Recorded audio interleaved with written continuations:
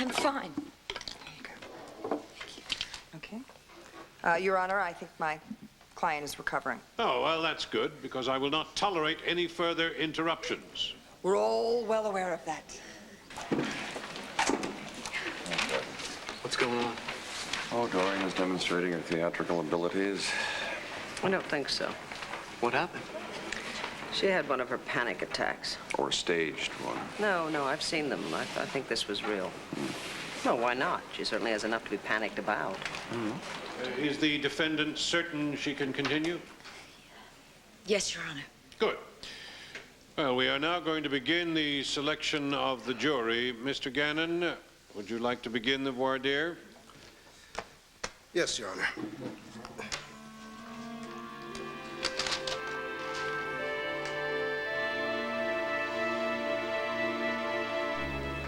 I'll be right back.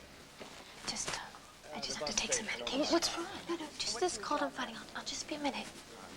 Okay. Did you maintain and repair all the buses?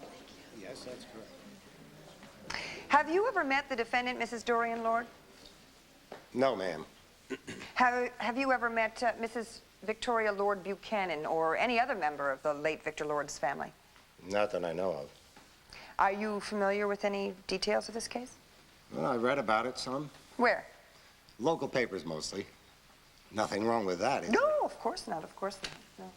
As you were reading, did you happen to draw any conclusions about Mrs. Lord's involvement? Well, like I said, I was just reading. Mr. Cryer, you indicated before that you felt our judicial system was too soft on criminals, is that right? Sure. Look at the state we're in. Yeah. Do you honestly feel that you could be objective about the defendant in this case, Mrs. Dorian Lord? Well, sure I can. I don't know her. I wouldn't judge her just by what's in the papers. What is in the papers, Mr. Cryer? What stands out most in your mind about Mrs. Dorian Lord? Based on what you've read. Well, I don't know. Her money, I guess. What about her money? Well, just that she married rich and got rich by inheriting it. And this bothers you? No. Mr. Cryer. Well, I guess if you're going to have it, you ought to earn it. And yet you feel you can be objective about the defendant, Mrs. Dorian Lord, a wealthy woman, one of the wealthiest this side of Philadelphia? Yes, I do. Motion to strike this juror for cause. He obviously has opinions that might prejudice him regarding this case. I have to disagree, Miss Gannon. This juror has said he can be objective. Your Honor, he clearly stated... He has clearly stated that it is his intent to be objective.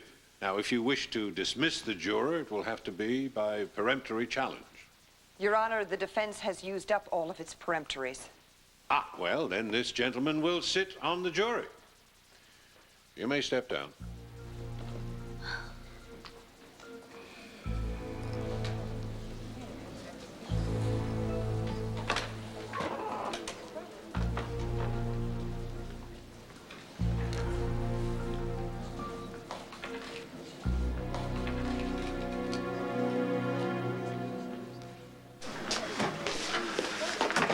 Where's Cassie? Oh, I know she's inside. How could you talk her into coming to this jury? You have any concern for her health?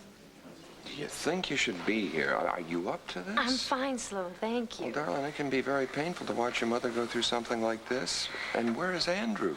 Well, it was a last-minute decision on my part to come here, and he was over at the... Cassie? What's the matter? What's wrong?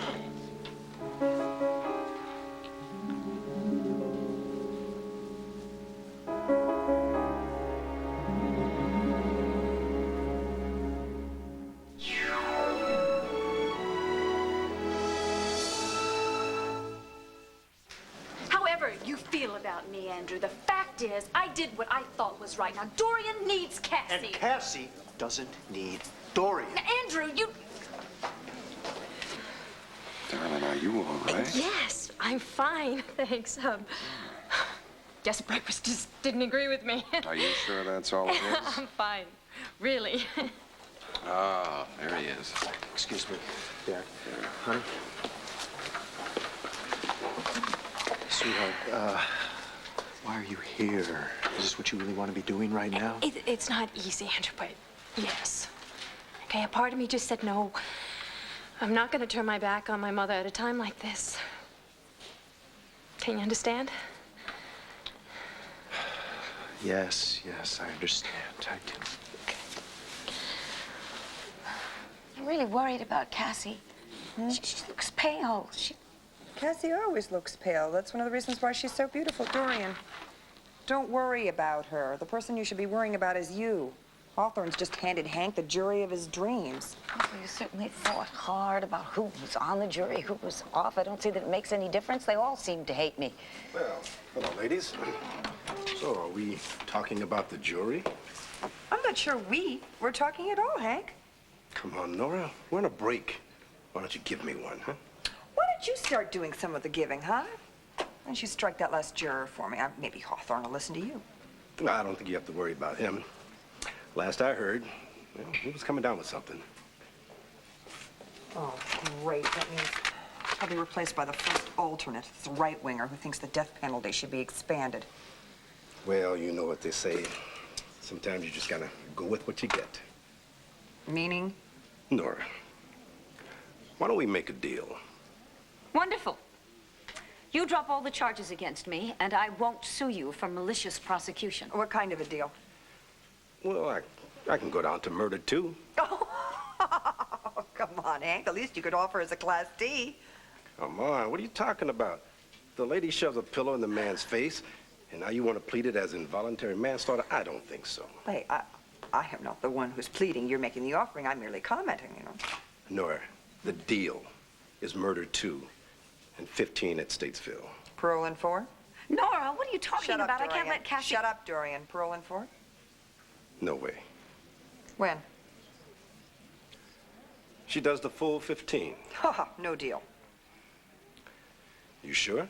Oh, come on, Hank. You struck this little bargain in front of my client here because you think she'll scare a lot easier. So I'm going to give you the pleasure of hearing the answer straight from Dorian. Dorian, how would you like to avoid a whole trial and plead guilty to murder in the 2nd degree and spend 15 years at Statesville with no possibility of parole? Go to hell. I think that's pretty clear, don't you? Don't say I didn't offer.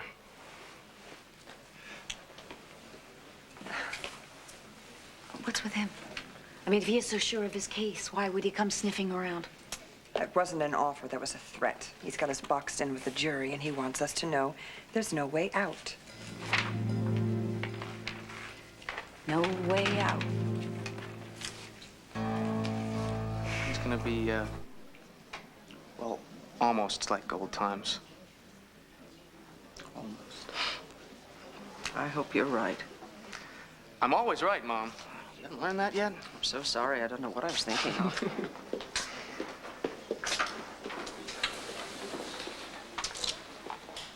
All right, let us resume. Now, I see here that juror number 12 has taken ill and has been replaced by an alternate. I'm sure that breaks your heart, Miss Gannon. Mr. Gannon, the court is ready to hear your opening arguments. Thank you, Your Honor. Now, this case has the usual elements of a murder trial. Greed, violence, lies of commission, and lies of omission. And one other factor, betrayal. Betrayal of trust. Betrayal of those closest to us. Dorian Lord exploited the trust of Victor Lord. The trust of a spouse to love and honor a wife or a husband. Now, this was as cold and calculated and premeditated a murder as there ever was. Dorian Lord saw what she wanted, and she took it. Victor Lord's fortune, a fortune he had amassed over years, a lifetime of hard, honest work. The Commonwealth will show during the course of this trial, through compelling testimony and irrefutable physical evidence, that Dorian Lord did take Victor Lord's life on the night of June 16th, 19 76. With clear malice aforethought, she walked into her ailing husband's hospital room with one purpose, and one purpose only, in mind: to end his life. Victor Lord wasn't a young man. He wasn't well. He might have died quietly and peacefully, naturally, at any time. Or he could have lived for years. But Dorian Lord took matters into her own hands.